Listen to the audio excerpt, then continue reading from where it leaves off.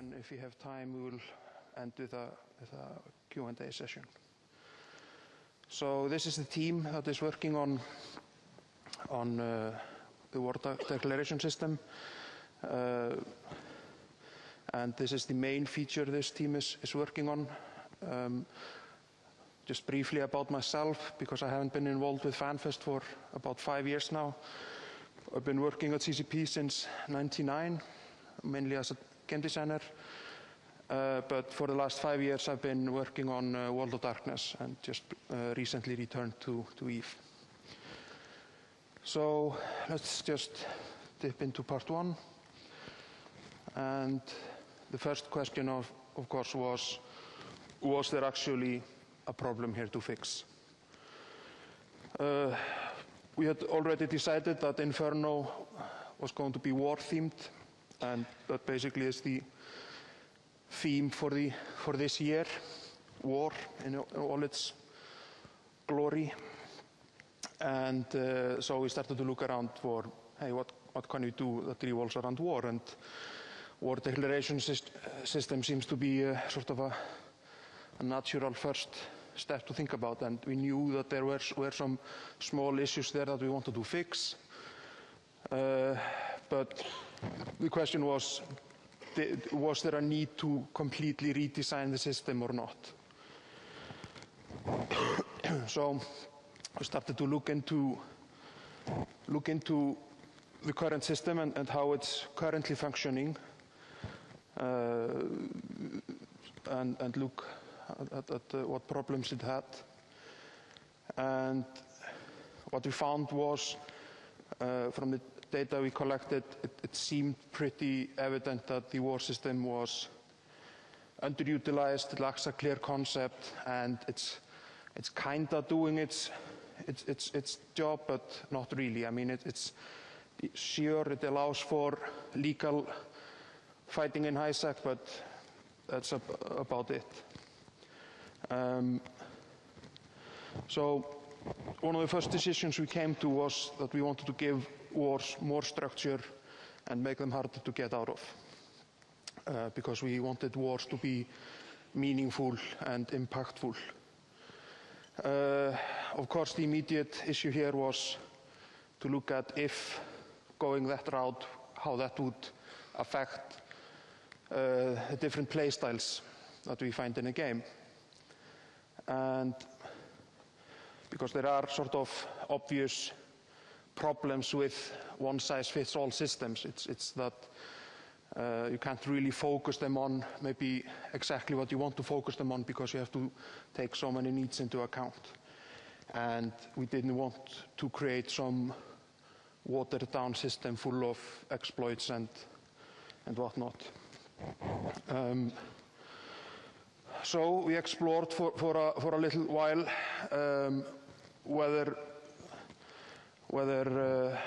what alternatives we had to an aggressive hardcore war system, but in the end we just decided to keep it simple and straightforward, and just make it as a general rule: if you're in a player corp or if you form a player corp, then War Dec is just something that you have to accept as coming with it, and regardless of your play style or your preferences.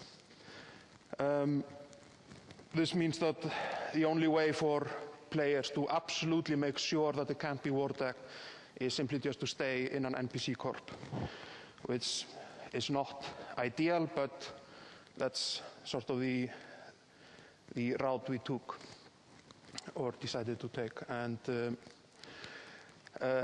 the issue that we were basically exploring here is that there are several different things that come with, or benefits of a player corp, and they can be quickly sort of divided into two main groups. One of them is the social or community side of it, better ways to share stuff, better ways to communicate, a shared identity, and those things.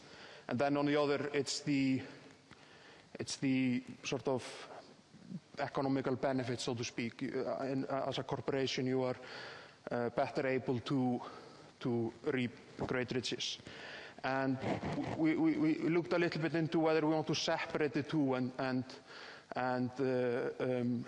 have player corps still maintain all of these things, but maybe make something that would allow for the community part, allow people to better communicate and share things and some shared identity, but without the reward benefits. But in the end, we decided that there was just, not really a great necessity for it, but that might be the case in the future. So, of course, nothing is set in stone forever, but the route that we are taking now is more aggressive, hardcore wars.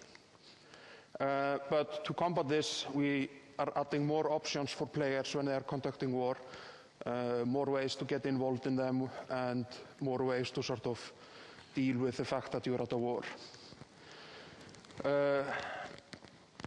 As a side thing to this is that there's now a higher chance of war sort of backfiring on the aggressor, or because entering a war is now more of a commitment, and if things go bad, that commitment goes both ways.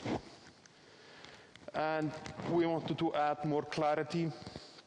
As I said, the core of the war system is allowing for legal PvPing in high-sec, and we definitely want to maintain that function, but we want to emphasize the right incentives, and we want to try to make a system where it's meaningful to be at war regardless of whether you are conducting it in high-sec or not. And the basic way to try to accomplish this is to give wars better structure and give players more information about what's going on when you're at war. So, from all of these considerations, we extracted a few goals. And these can be summarized as follows. Tighten the war system so it becomes clear how wars start, proceed, and end. Make it very clear how the war is progressing, both for strategic and status reasons. So, EPing is always a big factor here also, so we want to also foster that a little bit. And make fighting a war a viable career path for dedicated mercenary corps. So, just a quick summary of what I've discussed here in part 1. Wars are now harder to get out of. Wars have a better structure and a clearer conclusion. Information about war status and war progress is improved. More options for corporations finding themselves at war. And a viable career path. So this is basically what we decided to go for. But let's now go to part 2, where I'll detail the changes that we've been making and are still making. So I'll start with a quick disclaimer. We are still working on this. This is slated for the Inferno release in late May. So we haven't finished, so there is some stuff that we are still undecided on that I am not mentioning, and everything in here is, of course, subject to change. But first we started with fixing escaping wars. That sort of was the initial reason for us to start to look into this. So we started with that. And on war shielding, which means that if you have, because the war cost formula takes into account how many wars the target corporation is at. So you can have a lot of alt corps deck you, and that makes it very expensive for somebody else to deck you. So now we're basically just taking that out of the formula.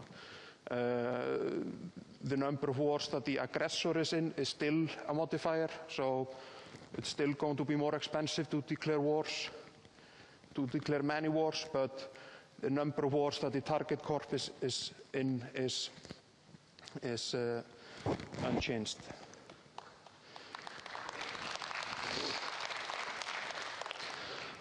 And war shedding, which is the act of joining a phony alliance when you're war decked and then leaving it, which leaves the war at the alliance, allows you to go back and forth and basically makes your high-sec pauses invulnerable, and we wanted to fix that. So corporations now take the wars of the alliance with them when they leave that alliance. It basically becomes new independent wars. So you can no longer escape a war by jumping into or out of an alliance. So, and the general policy on the whole right now is that if further exploits or further ways to escape a war are found, we would plug those holes. The policy right now is to make wars more impactful, and to do that we have to make sure that you can't easily escape out of them. So just a list of various small fixes that we are making. We are making further changes to the War Dec cost formula. So now the size of the Defender Corp comes into account, meaning it's more expensive to declare war on a big corp than a small corp. And we also increased the base price for declaring on a corp from 2 to 20 million. A little bit of reasoning on the first. There are several reasons for that, but the main one is that you're basically paying for extra war targets. You know, if one of the key things when you're at a war is how many targets do I have, and I mean that's the reason why 5-man corps are almost never decked, because there's just so small chance that you will ever run into one of these 5 people. So, and in a sense it also acts as a little bit of a deterrent to declare wars on very big corps, which is both good and bad. We're probably going to see a little bit of alt padding to sort of come in here, but that's something that will probably just spike and then plateau out. And also just in general, we wanted to make declaring war a little bit more of an ISK sink and something that you didn't jump into lightly. So another change we made is that for corps, the CEO now makes the decision to declare war. There's no more voting required.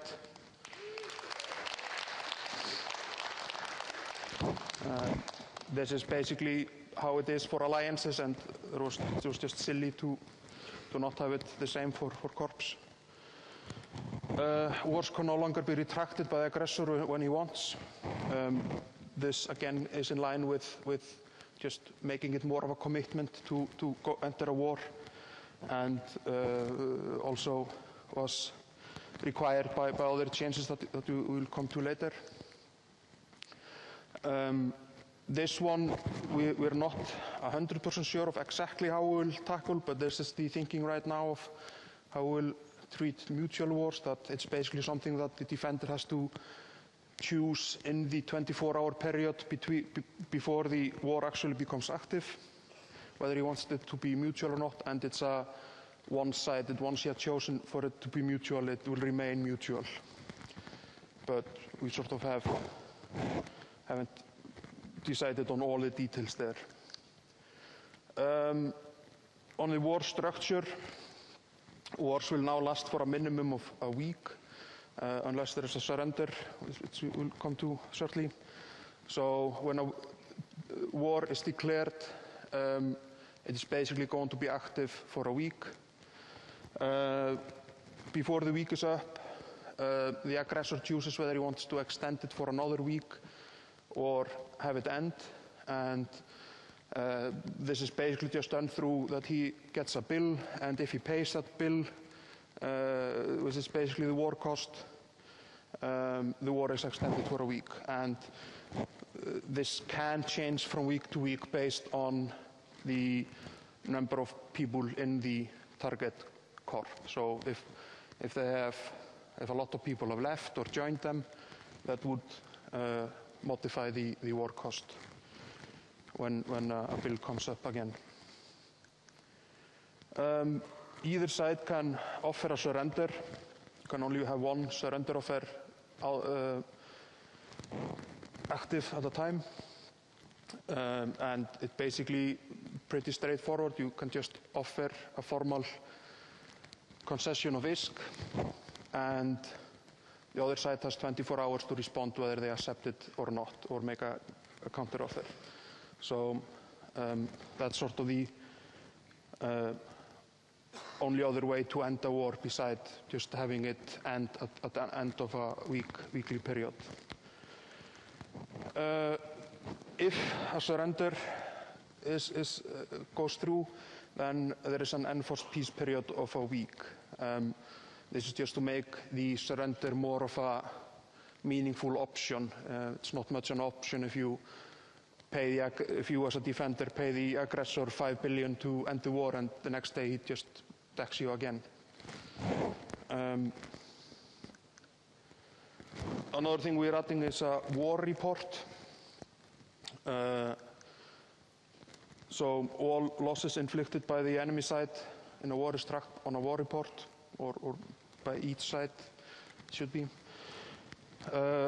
And so the war report details all the losses and links to kill mails, and shows a timeline indicating major battles and so on. And it's here, so we have a mock-up. This is not a final piece, but it's a work in progress. But here you can see at the top the losses in ISK and ships, and the types of ships that have been inflicted, and links to kill mails, and the timeline of when major battles occurred, and so on. And there are ways to filter these views and in various ways. And this view is available to all war partisans. So one more thing is that to be able to accurately show the ISK loss, we had to make sure that everything was on the market basically, so it could have a value. And that was something that Team Game of Thrones was actually also working on, so we got, with a little help from them, we added that functionality in, so everything will be added to market, and everything that doesn't have value can now have value calculated for it, like titans and such. So, so everything that can be lost in a war has an ISK value associated with it, so that the war report is as accurate as possible. And as part of this work, we decided to also give kill mails a little bit of a facelift. This shouldn't affect the API, but if it does, we'll work to make sure that the players can still extract this, or read this from the database correctly. Here's a mock-up of the new kill mails. Here we can see the modules lost and the modules that weren't destroyed, the value of everything, who dealt the final blow, top damage dealers, and various other information. So again, this is a work in progress. This is not necessarily how it will look in the end, but this is something that we also want to get in there. So war history is another thing that we're adding. So every corp and alliance will now have a publicly available or viewable war history. And this will show all the active and concluded wars, and will show the the losses inflicted, possibly with links to the last war report or something like that. We haven't nailed down exactly how. Unless I will get to quickly or shortly. And a further iteration, which is probably not going to get to right now, but we would really then like to extract from the war history sort of more status or rank lists, showing win-loss ratio or losses inflicted and received, and whatever we decide, maybe in Eveegate or somewhere else. But that's probably not coming in for Inferno. Character war history is also something that we are thinking about, but probably not going to get to for Inferno, but hopefully soon after. The main thinking here is that we've also been thinking a little bit about corp hopping and how we can deal with that. And the main thinking we're having right now is to just make it a sort of a status blemish rather than try to ban it or restrict it in any way. Simply have it so that it shows up as a taint on your CV, so to speak, if you have regularly left corps at war. Again, this is not top of our priority list, sadly. But we'll hopefully get to it sooner rather than later. So the ally system is another sort of in line of adding options to wars and making them, have so that they can evolve. So the Defender Corps can call an ally to their aid. And just want to emphasize that it's only the defender who can call an ally, never the aggressor. And the ally is called for a particular war. And there are no restrictions to how many allies a corps can have.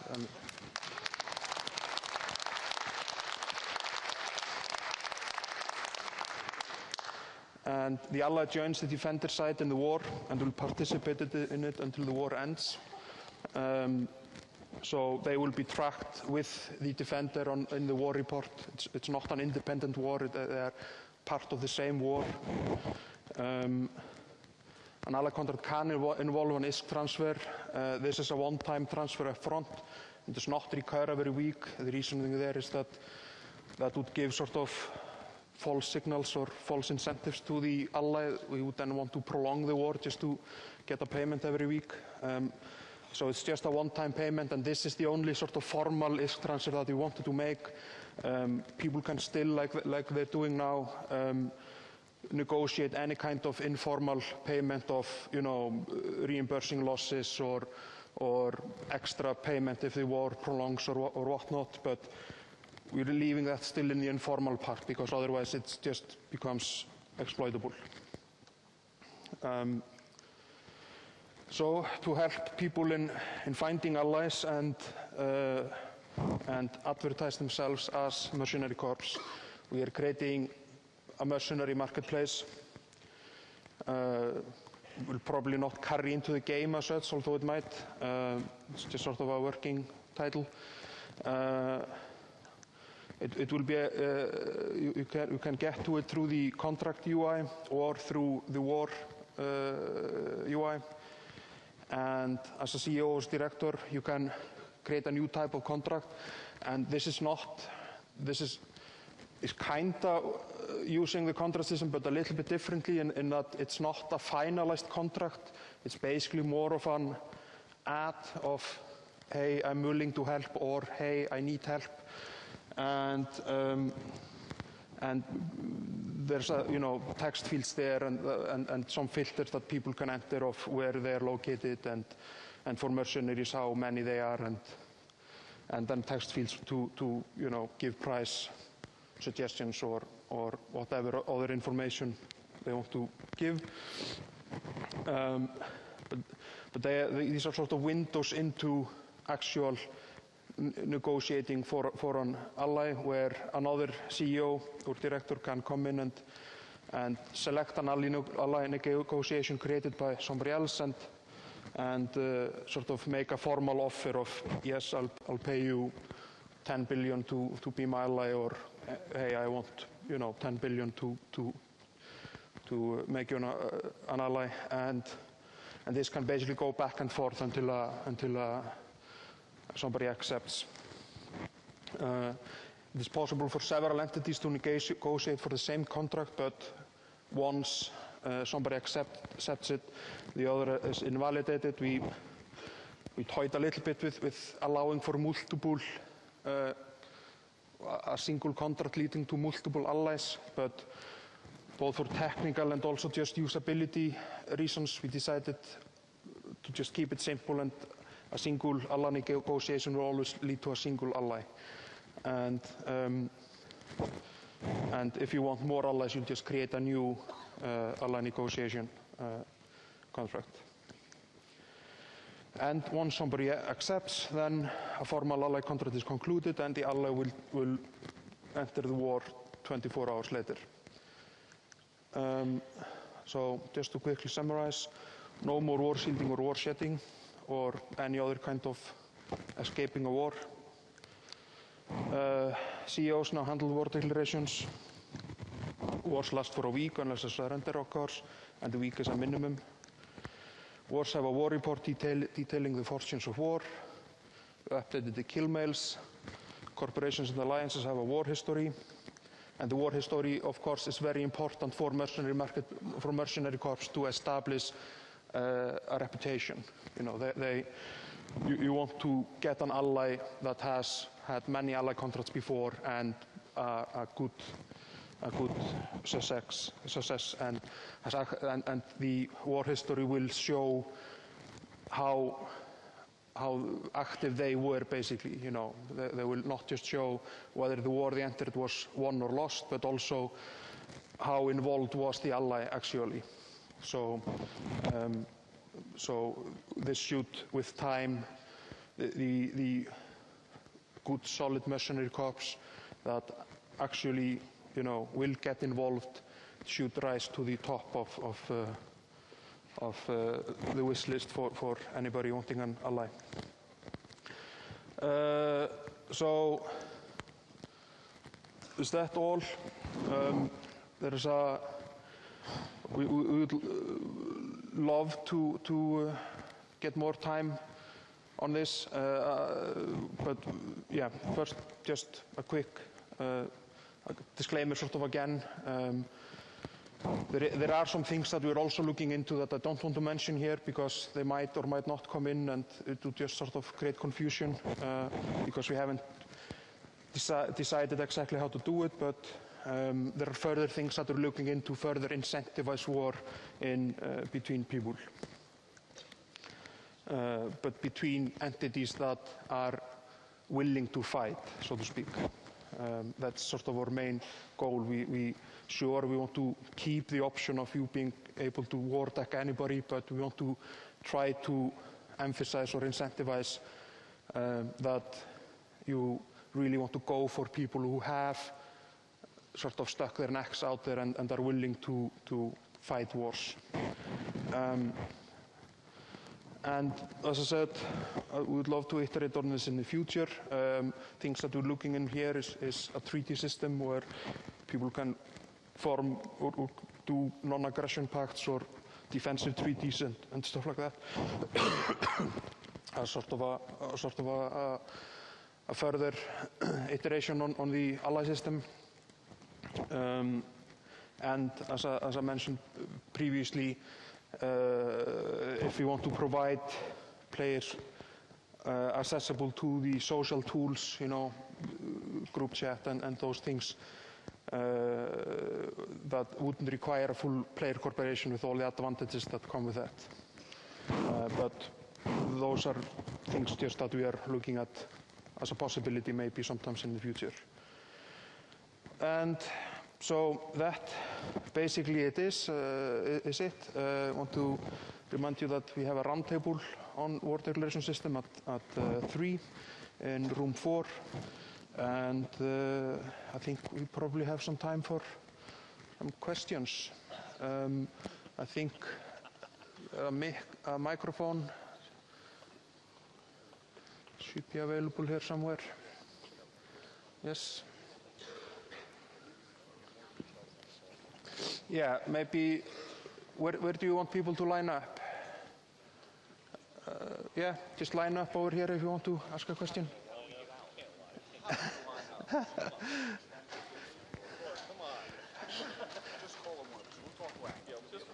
Okay. Go ahead.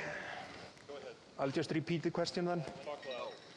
So the question is going to be, what is the cost going to be added for the number of people that are in a corporation? How are you going to prevent the one-man corp from decking the 3,000-man corp? You haven't done, I haven't seen anything about that brief. So what does that cost? Can you give us any more of the numbers? So the current war, yes, the question was how much does it cost for to declare a war depending on the number of people. And the current formula is, as I said, the base price is for corporations is raised to 20 million, and then it's 500,000 per member in target corp. So wars are going to become more expensive. So if you have a 1,500-man corporation, which I think Eve University has, that's going to be pretty expensive to declare war on you. But people will get a lot of war targets. So, what effect will allies have on the War Dec cost for the second week? No. The war declaration will only take the Defender Corp into account, because otherwise the most popular Mercenary Corp is going to be the 3,000-man ally corp, which everybody wants as their ally because it makes the war so expensive. So. Hi, I was wondering, you're giving people far, far less abilities to get out of a war, which is completely understandable. However, what you're basically also doing now is pushing one of the parties, the party that is War Dec, into a commitment that they have otherwise very little control over, because they have still no way of taking control of the War Dec and cancelling it themselves. They can surrender, but that is an option that is very rarely used, because it basically makes you a giant isk piñata if people know that you're willing to pay to get a war and let a War Dec go away. On top of that, you do say that yes, there's a consequence because the aggressor can also not easily leave the war, but I think you guys are forgetting that there's a lot of corps doing this high-sec war decking that are made up of alts that basically have their main characters elsewhere. For them, a war dec in high-sec isn't really a commitment. It's just something to do on the side. Whereas the commitment on the side of the target of the war dec is a commitment they cannot get out of, they have no control over, and is a much bigger commitment on their part. It seems still very unbalanced. What do you think about that? I agree to that. It's going to still be unbalanced, and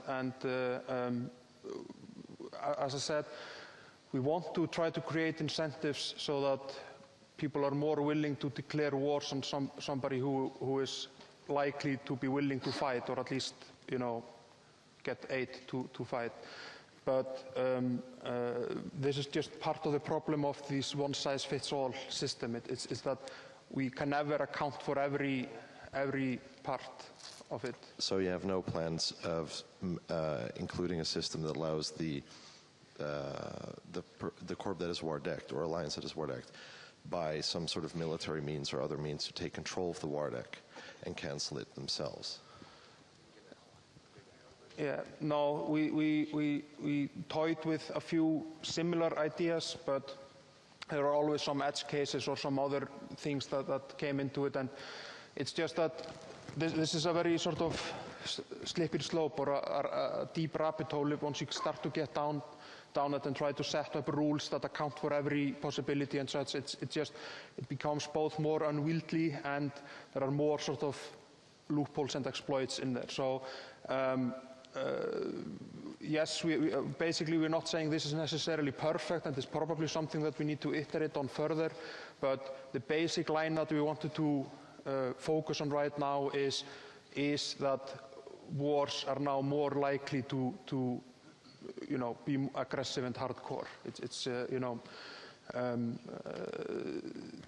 that of course will mean that some corporations will feel the brunt of it, but that's just how it is right now. In the ally system, are you going to put in like a feedback thing? Because I imagine that'd be good. Could you repeat the question? Are you going to put a feedback into the, the ally contract system? So like, I'm War Dec, I pay 5 bill to whatever corp to ally with me to defend me, and then afterwards, if they did nothing, I get to say they were crap or they were good, or rate them either up or down or something like that. Yeah, so you can basically give them, thumbs up or thumbs down or something like that. Yeah. We looked at that a little bit. It sort of touches upon the whole rank list and stuff like that we want to do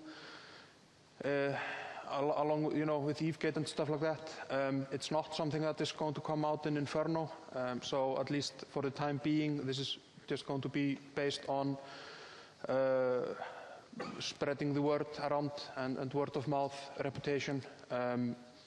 But as I said, in the war history, you will be able to see that if the mercenary corps you're thinking about hiring, how involved basically they were based on the losses that they inflicted and had inflicted on themselves as part of the whole. And from that, it doesn't give necessarily an accurate information, but at least gives an indication of whether these guys are just trying to grab your money and run away, or if they will actually try to help you. It's a lot of information for a poor high-sec CEO who doesn't know anything about kills or wars or anything like that to go through, though. Yeah, I mean, a rank system would definitely benefit, but unfortunately not something that we could get around to add this release. War is great. Very happy to see Inferno's war-themed. Question about your war report idea. It's not unusual for the participation or performance of the logistics vessels to make a difference in an engagement. Are there any plans to recognize the contributions of the logis in the war report? That's a great question. The answer right now is no, but that would definitely be something we would love to add in some form later. I mean, the kill mails only currently show the highest damage inflictors, but we have looked at there of trying to show others that participated in it, and this could be part of that, but we're not doing anything on that for Inferno, but hopefully later. My question is regarding the aggressing side. The consequences for the defender is pretty clear. You either surrender, pay, or try to make them not want to continue the fight, and hence you have clear consequences. But as an attacker, you can just stop paying the bill, and that's the end of it. Why isn't there a more sort of consequence for the attacker to try to extort people and that sort of thing? Seems to be that there's no consequence for the attacker to sort of stop the war and not just pay the bill, and that way not have to surrender. Why isn't that war just going to continue until either they surrender or the defender surrender? That would usually be how war ends. Yeah, so this is why we wanted to have wars last for a minimum of a week and remove the retraction option from the aggressor, because if you would have kept that, then the moment the defender calls an ally, the aggressor would just retract the war and be out of it. But if the defender gets an ally quickly, the aggressor is stuck in that war for at least 5 or 6 days. So sure, it's not the same consequences as for the defender, but it's at least more consequences than there are right now. I think in that aspect, at least have to consider that again, the aggressor would most likely not be the main characters and the alts, so they most likely would just stock up the duration and end the war that way. Whereas the main characters, you can't really just stock up it to the same extent. So I would encourage you might look into that for a bit.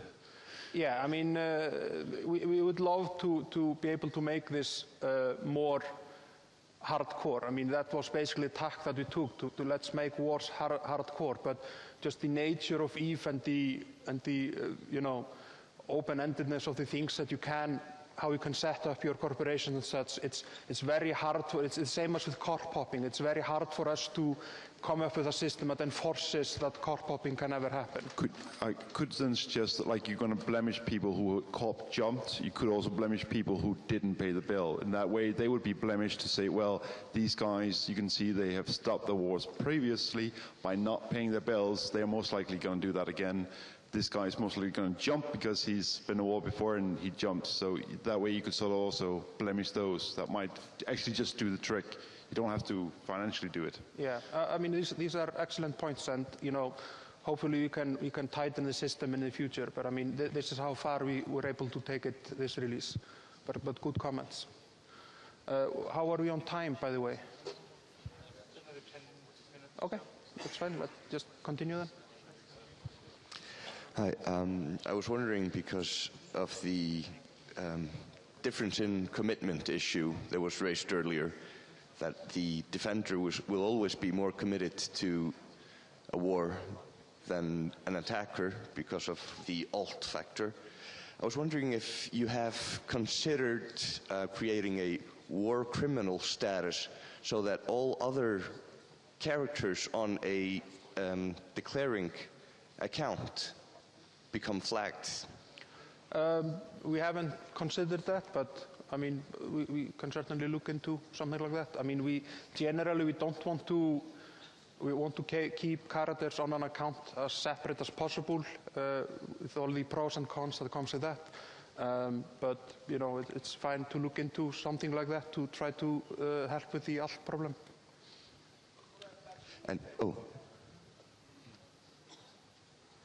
And is it even technically feasible? That's perhaps another issue.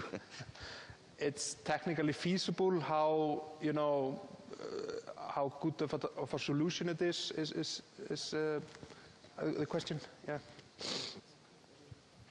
With the scaling of costs based on the number of people in Corp, have you considered limiting that to subscribed or active characters? Because if you don't, I'll tell you what will probably happen. People will start trial accounts, they will have those characters join the Corp and then not sub the account. You'll have Corps with hundreds of people in, so they're effectively un-War Decable, but those people aren't actually real characters playing the game, they're just lapsed characters. Yeah. Whereas if you limit it to subscribed characters, I think you'll get a much more accurate picture. And if you don't do that, by the way, guys, you heard it here first. That's a very good point, and something that we should be able to put in there, you know, to not count trial accounts. That we should be very able to do that. It's not like that right now, but very good suggestion. Yeah, I'm just curious why you're going to blemish characters that hop out of corpse, but you know, you mark them, but you're not going to mark the people you catch bodying. Could you repeat the question? Yeah, why are you going to penalize people and give them a bad reputation by marking their character for leaving a corp during a war, but not do it to botters that you catch? So penalize people for getting out of war, but I missed the last part. Why aren't you going to do it to botters?